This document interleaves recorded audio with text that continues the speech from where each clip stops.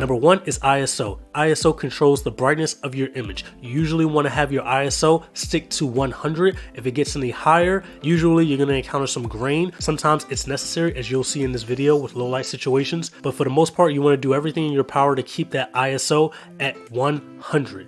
2 is aperture. Aperture is how wide the aperture opens. So within the lens, there's an aperture, and the more open it is, the more light gets let into it. So basically, the lower the number on the aperture, it's referred to as an f-stop. So the lower the number, f1.4, f1.8, the lower that number, the wider the aperture. The higher that number, f22, f18, f16, the smaller that aperture. The smaller the aperture, so the less light gets let in. And 3, shutter speed. Shutter speed is how long the shutter stays open. When you click on the shutter button, the shutter is going to open. Depending on how little or how long of a time the shutter is open is going to determine how much light goes into the shutter, therefore leading to how bright the image is. Now, it's not always about brightness. Sometimes it's about capturing things moving very quickly, and sometimes it's about capturing things in a blur. Things moving quickly, but you want to capture it in a blur to create an effect.